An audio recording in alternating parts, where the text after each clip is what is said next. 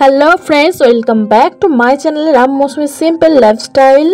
Good morning, সবাই কেমন আছেন? আশা করছি সবাই ভালো আছেন যে যেখানে আছেন। ছোটদের প্রাণ ভরা ভালোবাসা আর বড়দের প্রণাম জানিয়ে আজকের ভিডিওটা শুরু করলাম।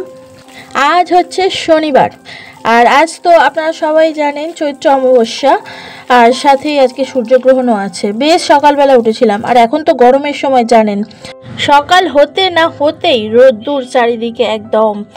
তো মর্নিং ওয়াক করতে গেলে 6টা নাগাদ ফেরা মুশকিল, এত রোদ্দুর উঠে যায়। আজকে আমি আপনাদের সঙ্গে শেয়ার করছি শনিবারের সকালবেলাটা আমার কেমন কাটলো, এবং একটা সুন্দর ব্রেকফাস্ট হচ্ছে পরোটা আর নারকেল দিয়ে হচ্ছে মটর কড়াইয়ের ঘুগনি। এই রেসিপিটাও আজকে শেয়ার করব, ছোট্টখাট্ট ব্লগও একটা হয়ে যাবে।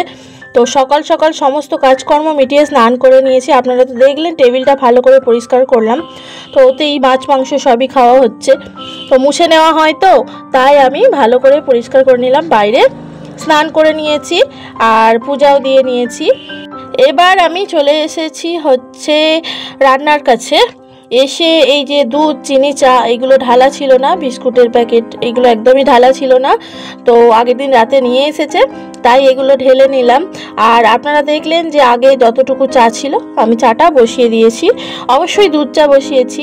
আর এখানে কড়াইটা আমি ভিজিয়ে দিচ্ছি, কারণ এখন না ভিজিয়ে দিলে আর হবে না। আগের রাতে যদি ভিজিয়ে রাখতাম ভালো হতো, যদিও প্রেসারে করব, কোনো অসুবিধাই হবে না। তো এখন দেখুন চাটা ঢেলে নিচ্ছি।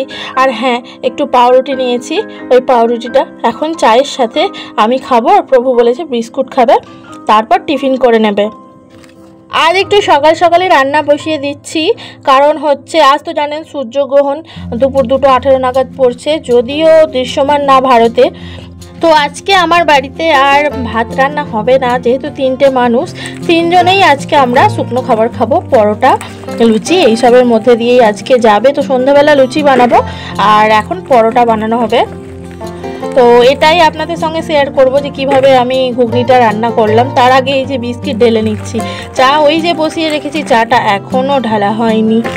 আর কয়দিন ধরেই জানি না মনটা কীরকম একটা খারাপ হয়ে আছে, জানি না কেন, বলতে পারবো না আমি, তবে মনটা যেন আমার ভীষণ খারাপ লাগছে, কিছুতেই কিছু ভালো লাগছে না, জানেন তো।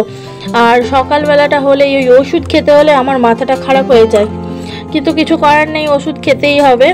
তো চলুন এবার প্রভুকে চাটা দেওয়া যাক।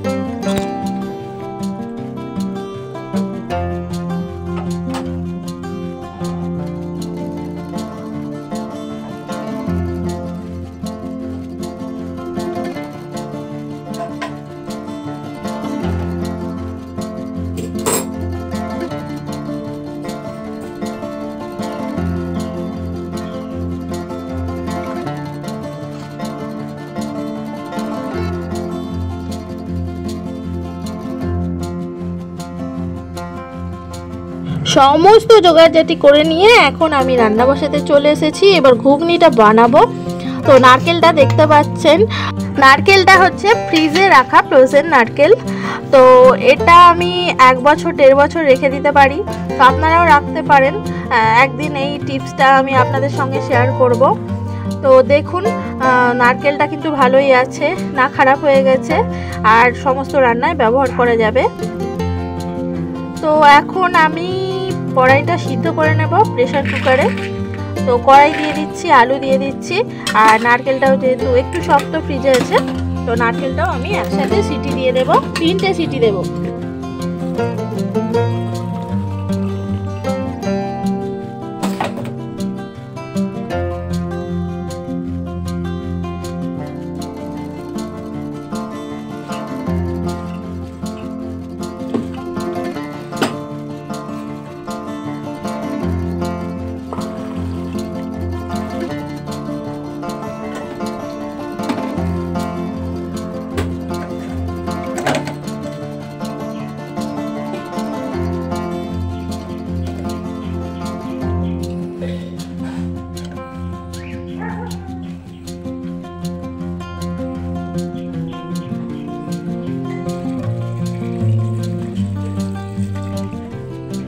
আড়াইশো গ্রাম কড়াই আছে, 2টো আলু আছে, নারকেল অল্প একটু আছে।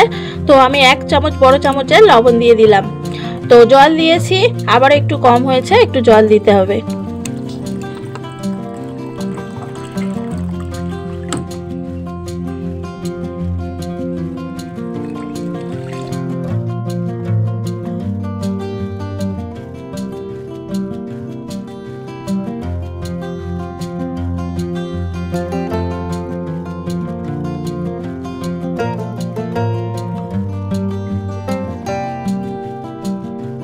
মটর আলু 3টে সিটি দিয়ে নামিয়ে নিয়েছি, সিদ্ধ হয়ে গেছে। এবার কড়াইতে তেল দিয়েছি হচ্ছে রাইস ব্র্যান্ড অয়েল, আর এখানে দিয়েছি 3-4টে লঙ্কা, মানে 3টে কাঁচা লঙ্কা, একটা শুকনো লঙ্কা, আর গরম মশলা, এলাচ, দারচিনি, লবঙ্গ, আর সাথে অল্প একটু জিরে দিয়ে আমি টমেটো কুচি দিয়ে দিলাম। টমেটো কুচিটা ভাজা ভাজা হোক। এবার দিয়ে দিচ্ছি হচ্ছে আদা। সমস্ত কিছু একসঙ্গে ভেজে নেব। আর ধনে পাতাটা দিয়ে দিলাম কিন্তু।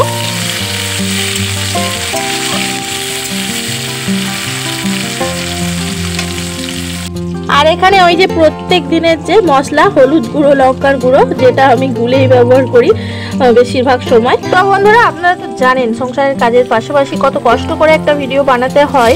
আপনারা যদি সম্পূর্ণ ভিডিও দেখেন তাহলে আমার খুব ভালো লাগবে। আপনাদের ভালোবাসা আমার একান্ত প্রয়োজন। ভিডিও দেখার শেষে সুন্দর সুন্দর মন্তব্যগুলো কমেন্ট বক্সে উপহার স্বরূপ দিয়ে যাবেন। 1 চামচ লঙ্কার গুঁড়ো দিয়েছি, আর 1.5 চামচের মতো হলুদ গুঁড়ো দিয়েছি। দিয়ে এই যে কষিয়ে নিচ্ছি। এখন অল্প একটু চিনি দিয়ে দিলাম। এটা বেশ ভালো করে এবার কষিয়ে নেব।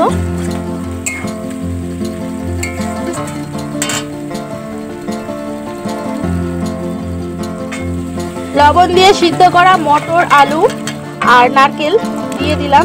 যে জলটা ছিল ওই জলটাই দিয়ে দিলাম, এক্সট্রা জল আর দেওয়া হবে না। এই ভিডিওতে একটা ছোট্ট টিপস দিয়ে দিলাম, আপনারা যখন ঘুগনি বানাবেন অল্প একটু বেসন না হলে কর্নফ্লাওয়ার গুলে এরকম দিয়ে দেবেন, দেখবেন ঘনত্বটা আসবে আর সুন্দর টেস্টও আসবে। অবশ্যই একদিন এই টিপসটা কাজে লাগাবেন, তাহলে আমার খুব ভালো লাগবে।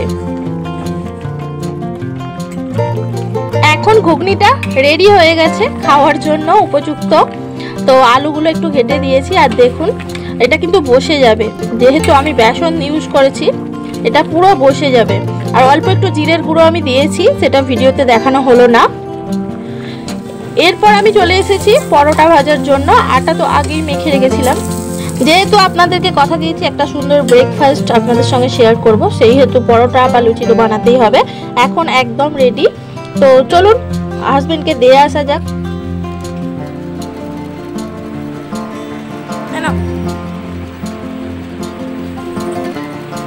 এখন দুপুর 1টা বাজে, আমি খেতে বসেছি। আমার ঘুগনি হলে একটু শসা লেবু দিয়ে খেতে ভালো লাগে। তো আপনাদেরও কি ভালো লাগে? চলুন আজকের ভিডিওটা এখানে শেষ করলাম, আবারও দেখা হবে নতুন একটি ভিডিওতে। সবাই খুব খুব ভালো থাকবেন, সুস্থ থাকবেন।